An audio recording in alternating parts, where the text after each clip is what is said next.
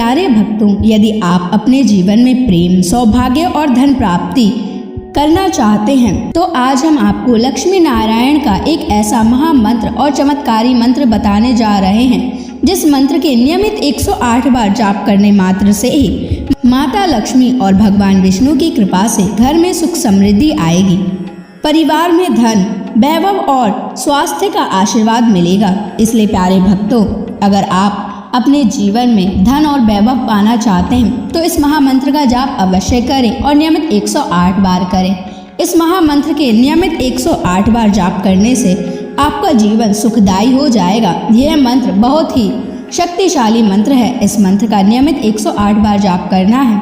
इस मंत्र का जिस भी भक्त ने नियमित 108 बार जाप किया है उसे माता लक्ष्मी और भगवान विष्णु की असीम कृपा प्राप्त हुई है, साथ ही अथाह धन की प्राप्ति हुई है। इसलिए प्यारे भक्तों, आप पूरे श्रद्धा पूर्वक इस महामंत्र का जाप करें और नियमित 108 बार करें। जब भी आप इस महामंत्र का जाप करें तो इस वीडियो को अपने मोबाइल फोन पर चला लें और लक्ष्मी नारायण की कृपा पाने के लिए इस वीडियो को लाइक और चैनल को सब्सक्राइब जरूर कर दीजिए और कमेंट बॉक्स में जय माँ लक्ष्मी अवश्य लिख दीजिए। तो चलिए भक्तों, मंत्र का जाप करना प्रारंभ करते हैं।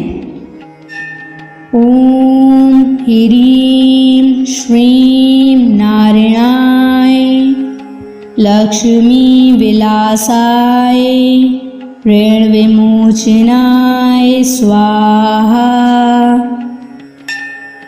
ओम ह्रीं श्रीं नारायणाय लक्ष्मी विलासाय ऋण विमोचनाय स्वाहा। ओम ह्रीं श्रीं नारायणाय लक्ष्मी विलासाय ऋण विमोचनाय स्वाहा। ओम ह्रीं श्रीं नारायणाय लक्ष्मी विलासाय ऋण विमोचनाय स्वाहा। ओम ह्रीं श्रीं नारायणाय लक्ष्मी विलासाय ऋण विमोचनाय स्वाहा।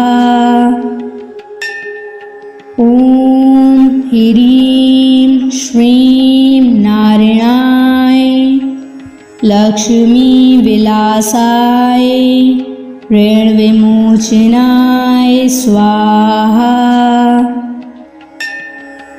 ओम ह्रीं श्रीं नारायणाय लक्ष्मी विलासाय ऋण विमोचनाय स्वाहा। ओम ह्रीं श्रीं नारायणाय लक्ष्मी विलासाय ऋण विमोचनाय स्वाहा। ओम ह्रीं श्रीं नारायणाय लक्ष्मी विलासाय ऋण विमोचनाय स्वाहा। ओम ह्रीं श्रीं नारायणाय लक्ष्मी विलासाय ऋण विमोचनाय स्वाहा। ओम ह्रीं श्रीं नारायणाय लक्ष्मी विलासाय ऋण विमोचनाय स्वाहा। ओम ह्रीं श्रीं नारायणाय लक्ष्मी विलासाय ऋण विमोचनाय स्वाहा। ओम ह्रीं श्रीं नारायणाय लक्ष्मी विलासाय ऋण विमोचनाय स्वाहा। ॐ ह्रीं श्रीं नारायणाय लक्ष्मी विलासाय ऋण विमोचनाय स्वाहा। ॐ ह्रीं श्रीं नारायणाय लक्ष्मी विलासाय ऋण विमोचनाय स्वाहा। ॐ ह्रीं श्रीं नारायणाय लक्ष्मी विलासाय ऋण विमोचनाय स्वाहा। ॐ ह्रीं श्रीं नारायणाय लक्ष्मी विलासाय ऋण विमोचनाय स्वाहा। ॐ ह्रीं श्रीं नारायणाय लक्ष्मी विलासाय ऋण विमोचनाय स्वाहा। ॐ ह्रीं श्रीं नारायणाय लक्ष्मी विलासाय ऋण विमोचनाय स्वाहा। ॐ ह्रीं श्रीं नारायणाय लक्ष्मी विलासाय ऋण विमोचनाय स्वाहा। ॐ ह्रीं श्रीं नारायणाय लक्ष्मी विलासाय ऋण विमोचनाय स्वाहा। ॐ ह्रीं श्रीं नारायणाय लक्ष्मी विलासाय ऋण विमोचनाय स्वाहा। ॐ ह्रीं श्रीं नारायणाय लक्ष्मी विलासाय ऋण विमोचनाय स्वाहा। ॐ ह्रीं श्रीं नारायणाय लक्ष्मी विलासाय ऋण विमोचनाय स्वाहा। ॐ ह्रीं श्रीं नारायणाय लक्ष्मी विलासाय ऋण विमोचनाय स्वाहा। ॐ ह्रीं श्रीं नारायणाय लक्ष्मी विलासाय ऋण विमोचनाय स्वाहा। ॐ ह्रीं श्रीं नारायणाय लक्ष्मी विलासाय ऋण विमोचनाय स्वाहा। ॐ ह्रीं श्रीं नारायणाय लक्ष्मी विलासाय ऋण विमोचनाय स्वाहा। ॐ ह्रीं श्रीं नारायणाय लक्ष्मी विलासाय ऋण विमोचनाय स्वाहा। ॐ ह्रीं श्रीं नारायणाय लक्ष्मी विलासाय ऋण विमोचनाय स्वाहा। ॐ ह्रीं श्रीं नारायणाय लक्ष्मी विलासाय ऋणविमोचनाय स्वाहा। ॐ ह्रीं श्रीं नारायणाय लक्ष्मीविलासाय ऋणविमोचनाय स्वाहा। ॐ ह्रीं श्रीं नारायणाय लक्ष्मीविलासाय ऋणविमोचनाय स्वाहा। ॐ ह्रीं श्रीं नारायणाय लक्ष्मीविलासाय ऋणविमोचनाय स्वाहा। ॐ ह्रीं श्रीं नारायणाय लक्ष्मीविलासाय ऋणविमोचनाय स्वाहा। ॐ ह्रीं श्रीं नारायणाय लक्ष्मीविलासाय ऋणविमोचनाय स्वाहा।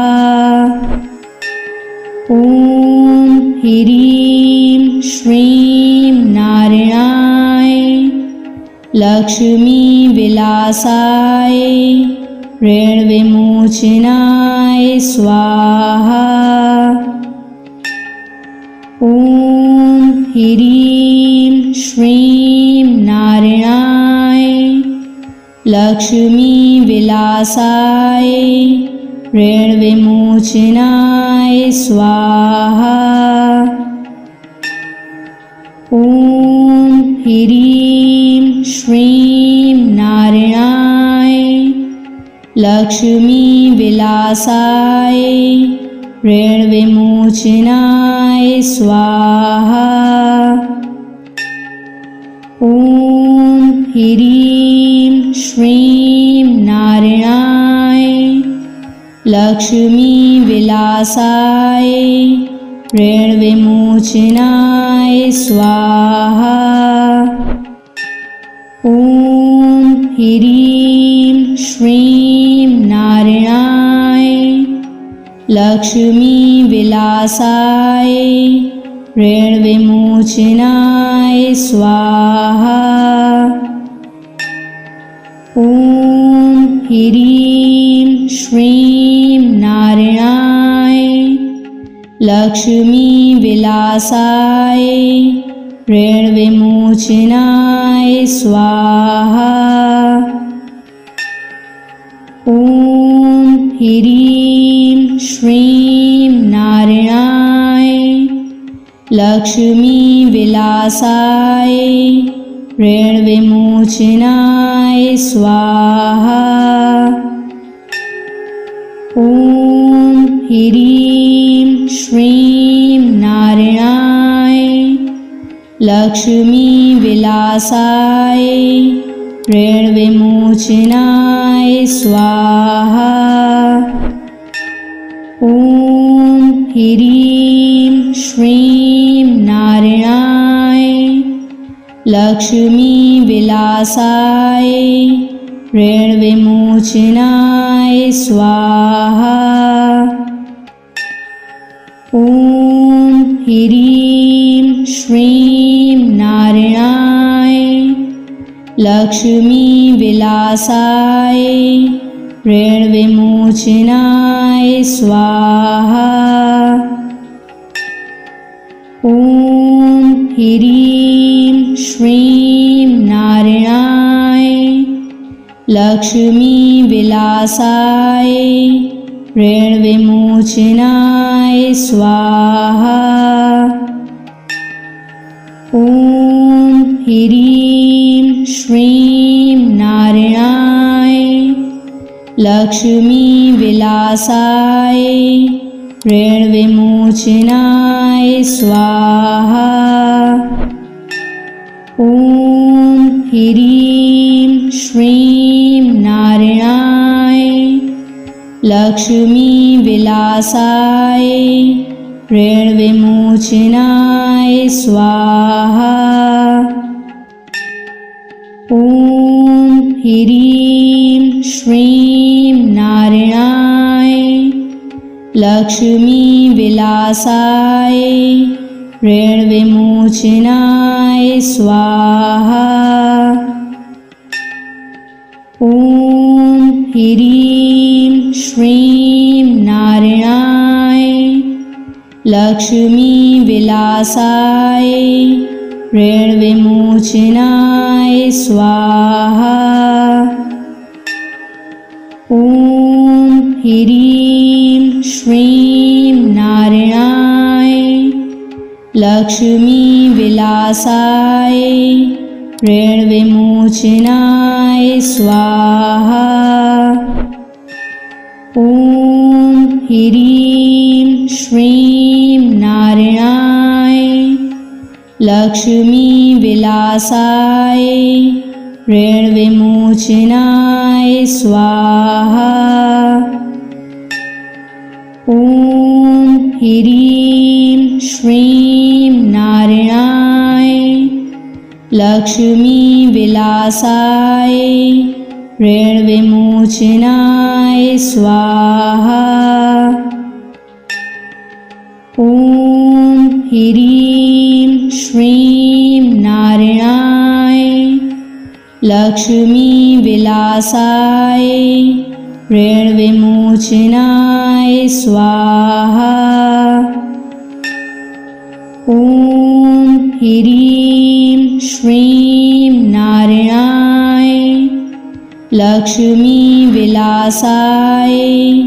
ऋणविमोचनाय स्वाहा। ॐ ह्रीं श्रीं नारायणाय लक्ष्मीविलासाय ऋणविमोचनाय स्वाहा। ॐ ह्रीं श्रीं नारायणाय लक्ष्मीविलासाय ऋणविमोचनाय स्वाहा। ॐ ह्रीं श्रीं नारायणाय लक्ष्मीविलासाय ऋणविमोचनाय स्वाहा। ॐ ह्रीं श्रीं नारायणाय लक्ष्मीविलासाय ऋणविमोचनाय स्वाहा। ॐ ह्रीं श्रीं नारायणाय लक्ष्मीविलासाय ऋणविमोचनाय स्वाहा।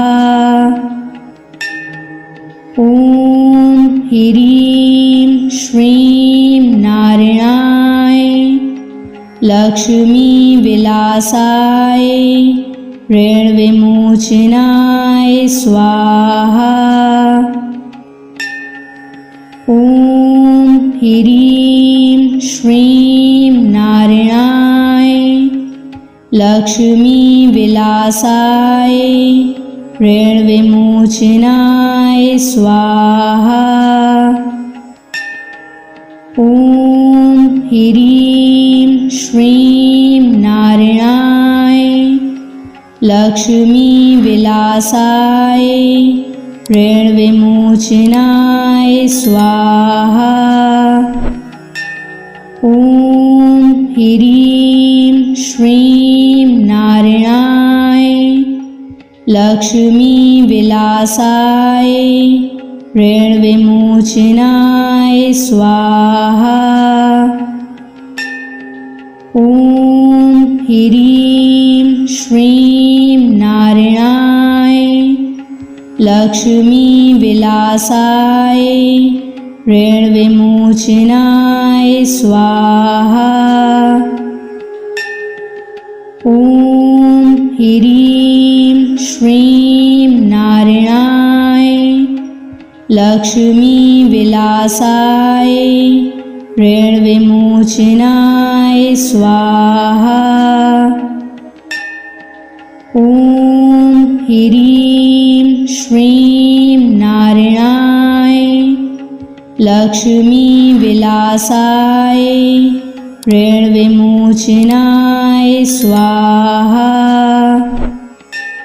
ॐ ह्रीं श्रीं नारायणाय लक्ष्मीविलासाय ऋणविमोचनाय स्वाहा।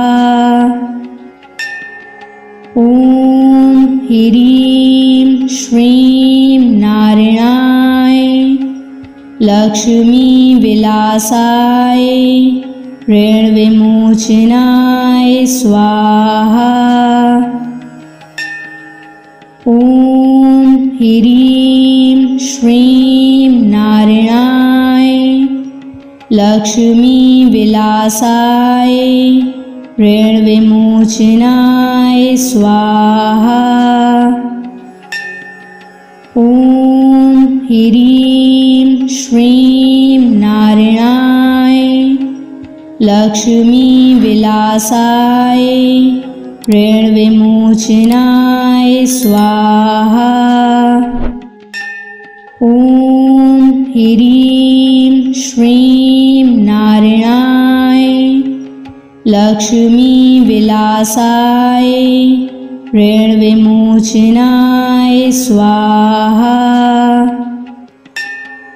ॐ ह्रीं श्रीं नारायणाय लक्ष्मीविलासाय ऋणविमोचनाय स्वाहा।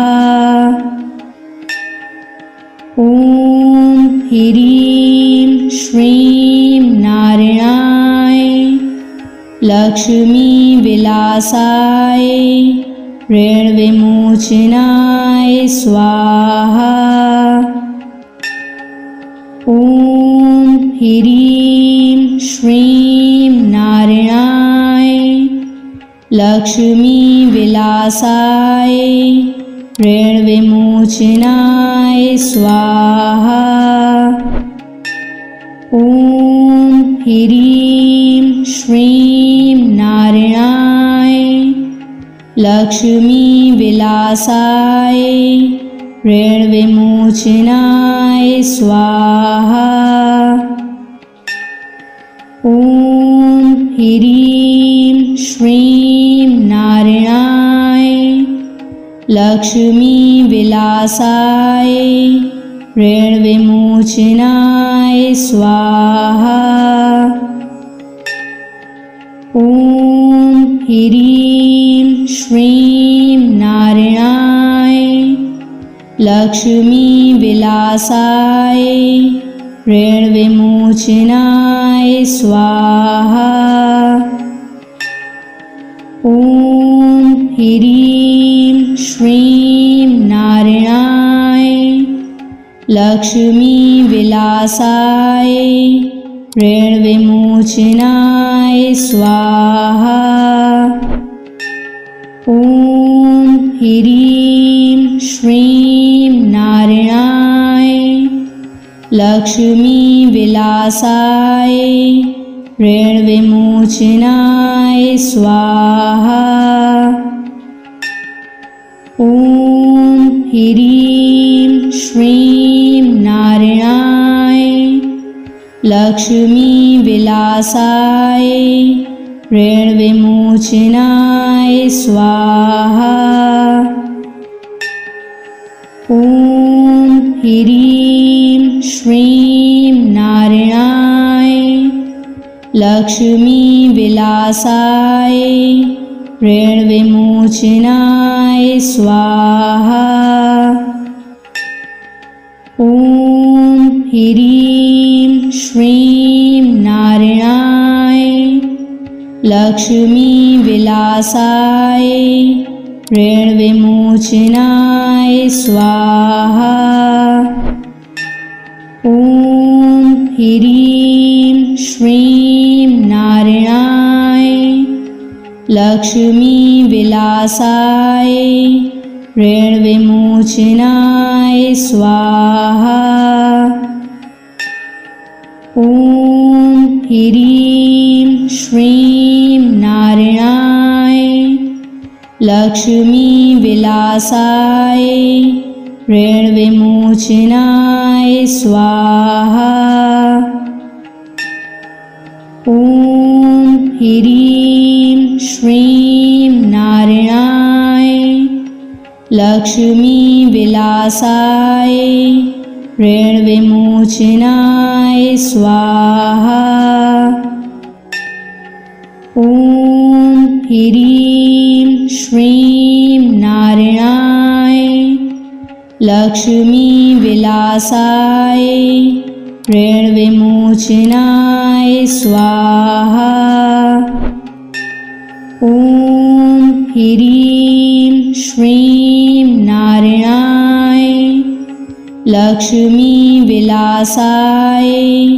ऋणविमोचनाय स्वाहा। ॐ ह्रीं श्रीं नारायणाय लक्ष्मीविलासाय ऋणविमोचनाय स्वाहा। ॐ ह्रीं श्रीं नारायणाय लक्ष्मीविलासाय ऋणविमोचनाय स्वाहा। ॐ ह्रीं श्रीं नारायणाय लक्ष्मीविलासाय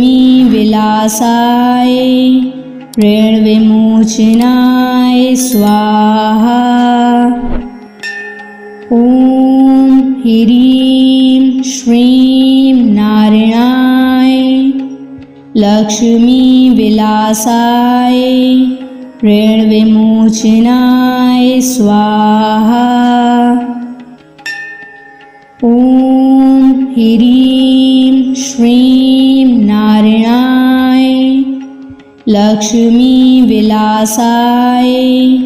ऋणविमोचनाय स्वाहा।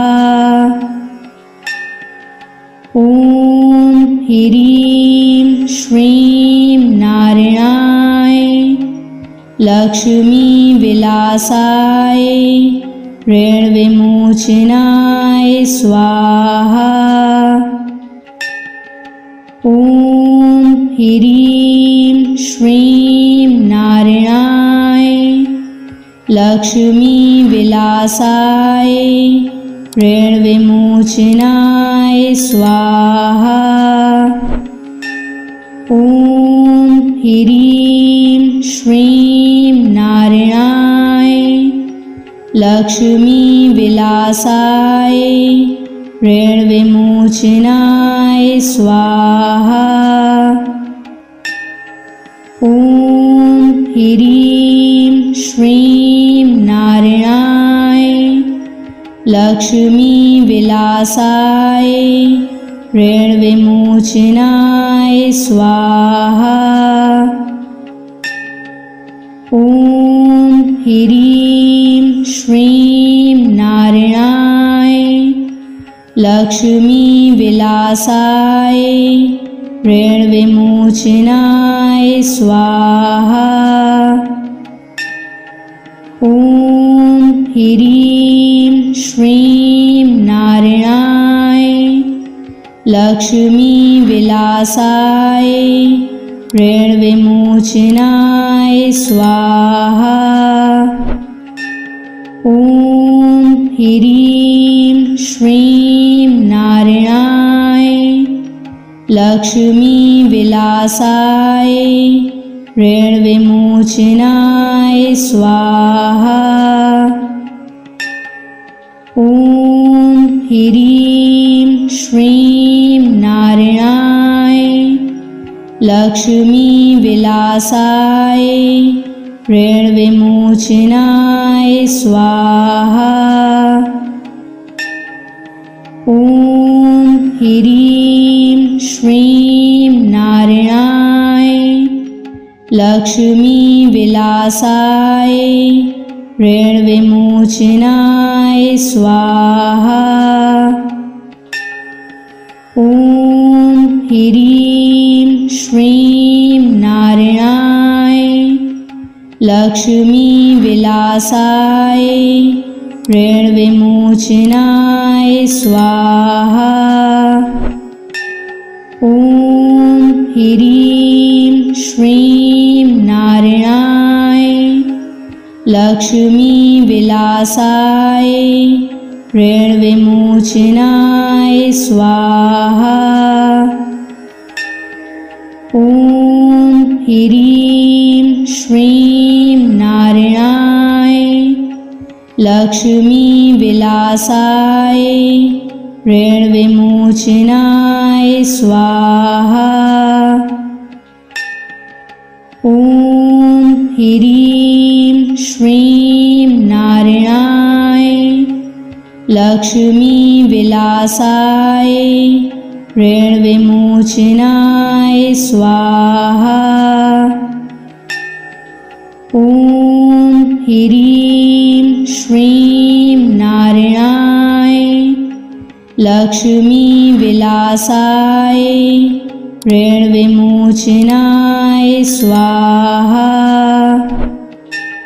ॐ ह्रीं श्रीं नारायणाय लक्ष्मीविलासाय ऋणविमोचनाय स्वाहा। ॐ ह्रीं श्रीं नारायणाय लक्ष्मीविलासाय ऋणविमोचनाय स्वाहा। ॐ ह्रीं श्रीं नारायणाय लक्ष्मीविलासाय ऋणविमोचनाय स्वाहा। ॐ ह्रीं श्रीं नारायणाय लक्ष्मीविलासाय ऋणविमोचनाय स्वाहा। ॐ ह्रीं श्रीं नारायणाय लक्ष्मीविलासाय ऋणविमोचनाय स्वाहा। ॐ ह्रीं श्रीं नारायणाय लक्ष्मीविलासाय ऋणविमोचनाय स्वाहा। ॐ ह्रीं श्रीं नारायणाय लक्ष्मीविलासाय ऋणविमोचनाय स्वाहा। ॐ ह्रीं श्रीं नारायणाय लक्ष्मीविलासाय ऋणविमोचनाय स्वाहा।